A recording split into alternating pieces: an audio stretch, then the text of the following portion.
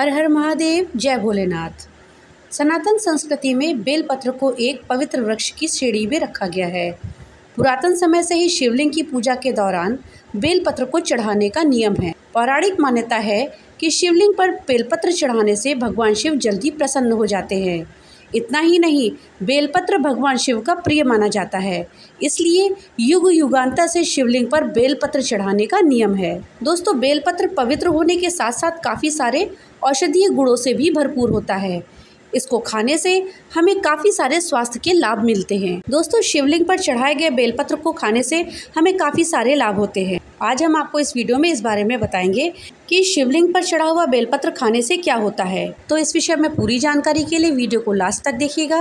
Video अच्छी लगे तो लाइक और ज़्यादा से ज़्यादा शेयर करिएगा। और हाँ, अगर चैनल पर नए आए हैं तो चैनल को सब्सक्राइब करना मत भूलिएगा। तो चलिए जानते हैं कि शिवलिंग पर चढ़े हुए बेलपत्र को खाने से हमें क्या लाभ होता है। दोस्तों, सावन का महीना चल रहा है। इस पवित्र महीने में भगवान शिव को प्रसन्न करने के लिए उनके भक्त कई तरह से जतन करते रहते हैं। उनको अर्पित की जाने वाली सामग्री का विशेष ध्यान रखते हैं। भोलेनाथ को सबसे प्रिय है बेलपत्र, जिसको चढ़ाने से भगवान शिव अपने भक्तों पर कृपा बनाए रखते हैं। परंतु धार्मिक ग्रंथों के अनुसार बेलपत्र को तोड़ने के कुछ नियम होते हैं, जिनका पालन करना बहुत ज़रूरी होता है। अगर हम उन नियमों का पालन ना करें तो भगवान शिव हमसे नाराज़ हो सकते हैं। बेलपत्र को तोड़ते समय भगवान शिव को ध्यान करते हुए मन ही मन प्रणाम करना चाहिए। चतुर्थी, अष्टमी, नवमी, चतुर्दशी और अमावस्या की तिथि पर बेलपत्र नहीं तोड़ना चाहिए। साथ ही तिथियों के संक्रांति काल और सोमवार को भी बेलपत्र नहीं तोड़ना चाहिए। सावन सोमवार को बेलपत्र को तोड़ने के लिए यह नियम बताया गया है कि यदि इस दिन आपको बेलपत्र चढ़ाना है तो आप बेलपत्र को रविवार को ही तोड़कर रख लें। शिव पुराण में बताया गया है कि सोमवार के दिन बेलपत्र को नहीं तोड़ा जाता है। बेलपत्र को कभी भी टहनी समेत नहीं तोड़ते हैं। इसके अलावा इसको चढ़ाते समय 3 पत्तियों का डंठल तोड़कर ही भगवान शिव को अर्पित करना चाहिए। शिव पुराण में बताया गया है कि शिवलिंग पर चढ़ाने के लिए 5 पत्ते वाला बेलपत्र मिल जाना सबसे ज़्यादा अच्छा होता है, लेकिन यह बहुत ही दुर्लभ होने के कारण आसानी से नहीं मिल पाता है। इसलिए आप 3 पत्र वाला बेलपत्र भी चढ़ा सकते हैं। याद रखें कि 3 पत्ते में यदि एक भी पत्ता टूटा हो तो ऐसा बेलपत्र शिव जी को नहीं चढ़ाना चाहिए। शिव जी की पूजा के लिए बेलपत्र चुनते समय एक बात का और ध्यान रखें कि पत्तों के ऊपर धारियां नहीं होनी चाहिए। कुछ पत्रों पर चक्र के निशान बने होते हैं। ऐसे निशान वाले बेलपत्र शिव जी को नहीं चढ़ाने चाहिए। या फिर किसी अन्य प्रकार के दाग धब्बे हों, पत्ते टूटे हों, कटे हों, ऐसे बेलपत्र चढ़ाना दोषपूर्ण माना जाता है। मानता है चक्र और वज्र वाले बेलपत्र खंडित माने जाते हैं। पूजा में इनका प्रयोग नहीं किया जाता। पूजा में इनका प्रयोग करने पर हमें उचित फल की प्राप्ति नहीं होती है। सावन में शिव जी पर बेलपत्र चढ़ाने के लिए चुनते वक्त ये देख लें कि कहीं से भी वो कटा फटा ना हो। शिव पुराण में ऐसे बेलपत्र को शिव जी पर चढ़ाना वर्जित माना गया है। अगर आपके पास अधिक बेलपत्र ना हो तो आप एक भी चढ़ा सकते हैं। एक बेलपत्र चढ़ाने से भी उतना ही फल प्राप्त होगा। बेलपत्र एक ऐसा पत्ता है जो कभी भी बासी नहीं होता है। भगवान शिव की पूजा में विशेष रूप से प्रयोग में लाए जाने वाले इस पावन पत्र के बारे में शास्त्रों में ये कहा गया है कि यदि नया बेलपत्र उपलब्ध ना हो तो किसी दूसरे के चढ़ाए हुए बेलपत्र को भी धोकर हम पूजा में प्रयोग कर सकते हैं। अर्थात अगर किसी ने पहले से ही पूजा में बेलपत्र को चढ़ा रखा है तो और आपको बेलपत्र नहीं मिल पा रहा है तो आप उसी बेलपत्र को ले करके उसको गंगा जल से धो करके पुनः आप चढ़ा सकते हैं। भगवान शिव को हमेशा उल्टा बेलपत्र यानी चिकनी सतह वाला भाग ही स्पर्श कराते हुए चढ़ाना चाहिए। बेलपत्र को हमेशा अनामिका, अंगूठे और मध्यमा अंगुली की मदद से ही चढ़ाना चाहिए। भगवान शिव को बेलपत्र अर्पण करने के साथ ही साथ जल की धारा भी जरूर चढ़ानी चाहिए। ध्यान रहे कि पत्तियां कटी फटी नहीं होनी चाहिए। शिव पुराण के अनुसार श्रावण मास में सोमवार को शिवलिंग पर बेलपत्र चढ़ाने से 1 करोड़ कन्यादान के बराबर फल मिलता है। शिवलिंग का बिल्व पत्र से पूजन करने पर दरिद्रता दूर होती है और सौभाग्य का उदय भी होता है। बेलपत्र से भगवान शिव ही नहीं, उनके अंशावतार बजरंगबली भी प्रसन्न होते हैं। शिव पुराण के अनुसार घर में बिल्व पत्र लगाने से पूरा कुटुंब विभिन्न प्रकार के पापों के प्रभाव से मुक्त हो जाता है। जिस स्थान पर बिल्व पत्र लगाते हैं वहाँ पे पॉजिटिव एनर्जी रहती है और नकारात्मक ऊर्जा नहीं रहती। जिस स्थान पर बिल्व वृक्ष होता है उसे काशी तीर्थ के समान पूजनीय और पवित्र माना गया है। ऐसे स्थान पर साधना आराधना करने से अक्षय पुण्य की प्राप्ति होती है। दोस्तों, जानते हैं कि बेलपत्र की उत्पत्ति कैसे हुई। स्कंद पुराण के अनुसार एक बार माता पार्वती के पसीने की बूंद मंदराचल पर्वत पर गिर गई और उससे बेल का पेड़ निकल आया। चूंकि माता पार्वती के पसीने से बेल के पेड़ का उद्भव हुआ था, अतः इसमें माता पार्वती के सभी रूप बसते हैं।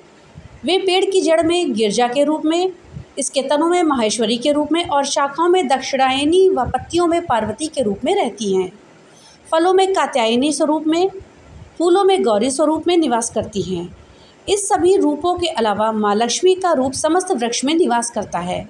बेलपत्र में माता पार्वती का प्रतिबिंब होने के कारण इसे भगवान शिव पर चढ़ाया जाता है। भगवान शिव को बेलपत्र चढ़ाने से वे प्रसन्न होते हैं और भक्त की मनोकामना की पूर्ति करते हैं। जो व्यक्ति किसी तीर्थ स्थान पर नहीं जा सकता, अगर वह श्रावण मास में बेल के पेड़ के मूल भाग की पूजा करके उसे जल अर्पित करे तो उसे सभी तीर्थों के दर्शन के बराबर पुण्य मिलता है। कहते हैं पुराणों में बेलपत्र के 3 समूह वाले पत्ते को भगवान शंकर के त्रिशूल या त्रिनेत्र से भी तुलना की जाती है। इसके अलावा ये भी मान्यता है कि बेलपत्र में ब्रह्मा, विष्णु और भगवान शिव का वास होता है। दोस्तों, शिव जी को बेलपत्र क्यों चढ़ाया जाता है, इसके लिए एक प्राचीन कथा है। दरअसल समुद्र मंथन के दौरान जब हलाहल विष निकला तो उसके असर से षष्ठी का विनाश होने लगा। इसे रोकने के लिए महादेव ने हलाहल को पीकर अपने कंठ में रोक लिया। इसकी वजह से उन्हें बहुत जलन होना शुरू हो गई और कंठ नीला पड़ने लगा। चूँकि बेलपत्र विष के प्रभाव को कम करता है, लिहाजा देवी देवताओं ने उन्हें जलन को कम करने के लिए बेलपत्र देना शुरू किया और महादेव बेलपत्र चबाने लगे। इस दौरान उनके सिर को ठंडा रखने के लिए जल भी अर्पित किया गया। बेलपत्र और जल के प्रभाव से भोलेनाथ के शरीर में उत्पन्न गर्मी शांत हो गई। इसके बाद उनका एक नाम नीलकंठ भी पड़ गया। तब से महादेव पर जल और बेलपत्र चढ़ाने की परंपरा है।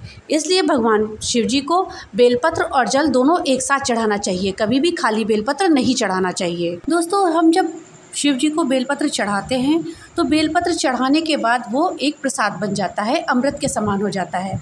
उसको खाने से हमें बहुत तरह के लाभ होते हैं। हमारे शारीरिक लाभ तो होता ही है, मानसिक लाभ भी हमें मिलता है। तो चलिए जानते हैं हमें क्या क्या लाभ होता है बेलपत्र को खाने से। शिव जी के ऊपर चढ़ा हुआ बेलपत्र खाने से हमें कई तरह के रोगों से छुटकारा मिल जाता है। हमारी कई तरह की बीमारियां ठीक हो जाती हैं। दोस्तों, अगर आपको गौ हत्या का पाप लगा हो तो आप 2 महीने तक बेलपत्र को खाएं। 3 पत्ती वाला बेलपत्र 2 महीने तक प्रतिदिन आप खाएं। इससे आपको जो गौ हत्या का पाप लगा होगा वो दूर हो जाएगा। दोस्तों, मांस, मदिरा, लहसुन, प्याज इत्यादि खाने से हमारा जो शरीर है वो अशुद्ध हो जाता है। इसके लिए आप पूरे सावन बेलपत्र खाएं। प्रतिदिन आपको बेलपत्र खाना है। 3 से 4 बेलपत्र आप प्रतिदिन सुबह खाली पेट खाएं। ऐसा खाने से आपके शरीर की जो अशुद्धियां हैं वो दूर हो जाएंगी और आपका शरीर शुद्ध हो जाएगा। आपका मन अगर अशांत रहता है, आप कुछ सोचने समझने की शक्ति नहीं रखते हैं, मन में बहुत तरह का भय रहता है, तो इसके लिए आप शिव जी पे चढ़ा हुआ बेलपत्र खाएं। रोज़ सुबह खाली पेट आपको शिवलिंग पे चढ़ा हुआ बेलपत्र खाना है। ऐसा करने से आपका मन शांत रहने लगेगा और दिमाग ठंडा रहेगा। ऐसा आपको लगातार 11 दिनों तक करना है। 11 दिनों तक लगातार खाने से आपका मन शांत रहने लगेगा और दिमाग ठंडा हो जाएगा। ये उपाय आपको सावन के किसी भी सोमवार से शुरू करना है और लगातार 11 दिन तक करना है। दोस्तों, शिवलिंग पे चढ़ा हुआ बेलपत्र में कैसे खाना चाहिए? सुबह स्नान ध्यान करने के बाद में आप मंदिर में जाएं और शिवलिंग पे पहले पूजा अर्चना करें। उसके बाद हाथ जोड़कर भगवान से प्रार्थना करें।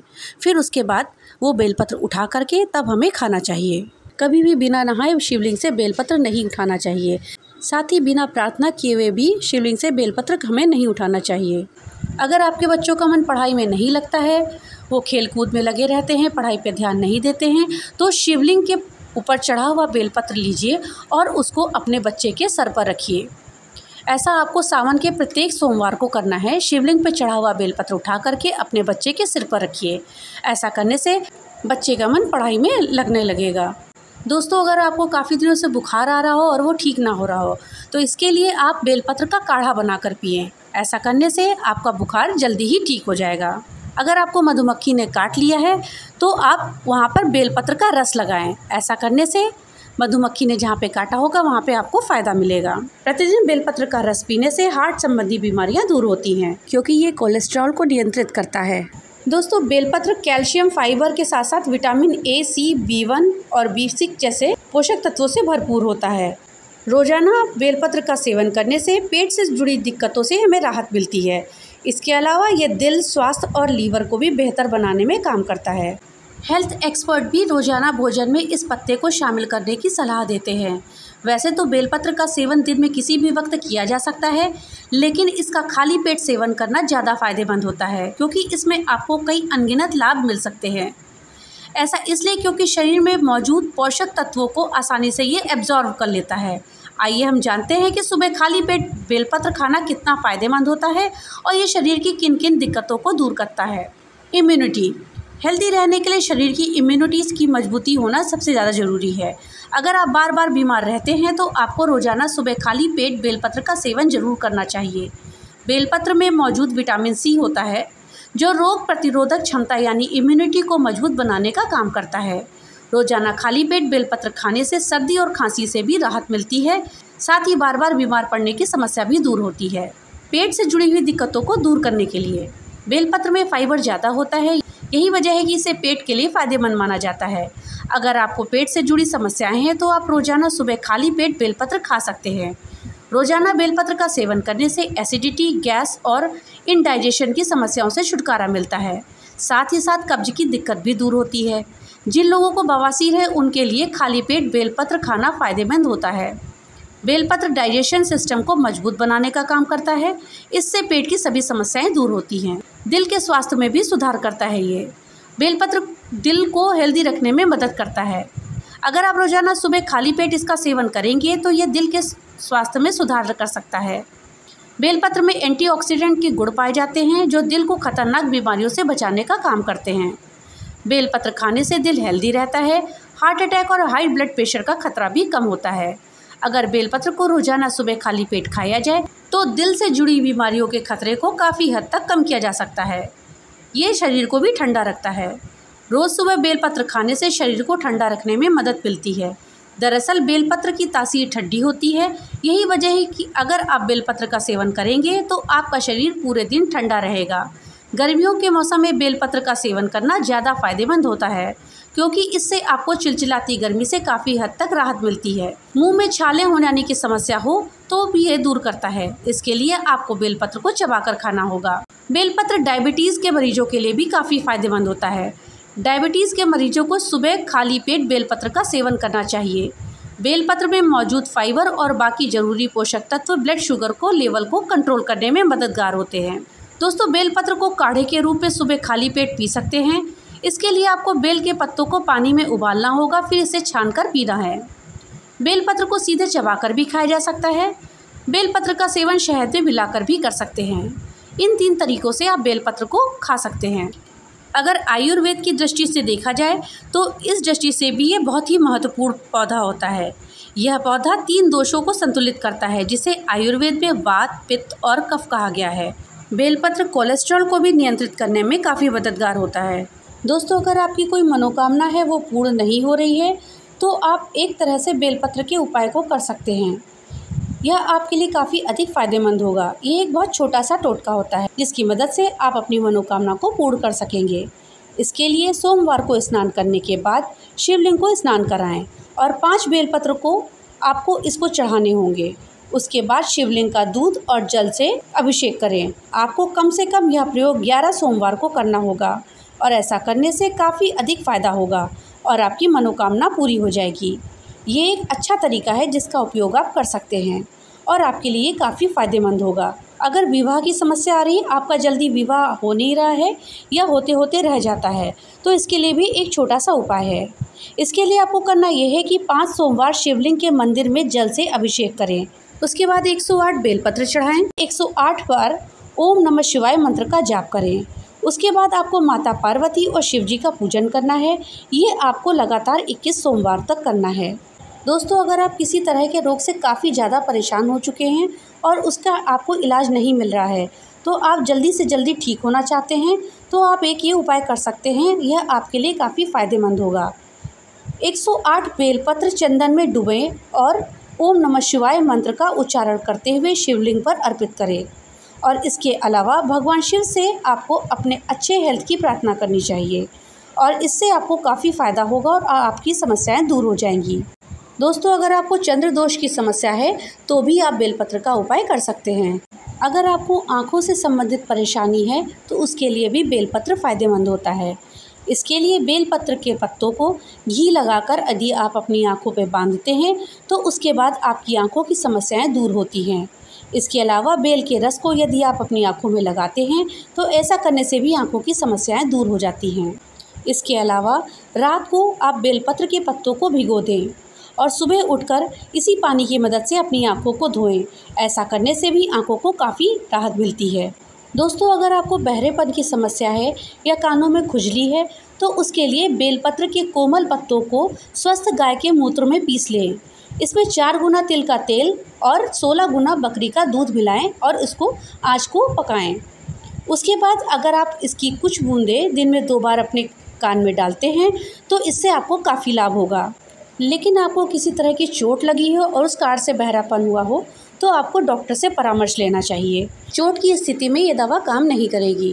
दोस्तों, प्रश्न उठता है कि हमें बेलपत्र कितने दिनों तक खाना चाहिए। बेलपत्र का रोजाना सेवन से ब्लड शुगर को काफ़ी हद तक कंट्रोल में किया जा सकता है। हेल्दी रहने के लिए शरीर की इम्यूनिटी का मजबूत होना बहुत ही ज़रूरी होता है। अगर आप बार बार बीमार पड़ते हैं तो आपको रोज़ाना सुबह खाली पेट बेलपत्र का सेवन करना चाहिए।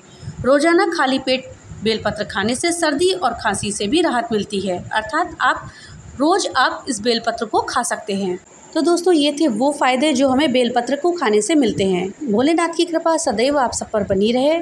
तो मिलते हैं अगली नई वीडियो के साथ, तब तक के लिए राधे राधे।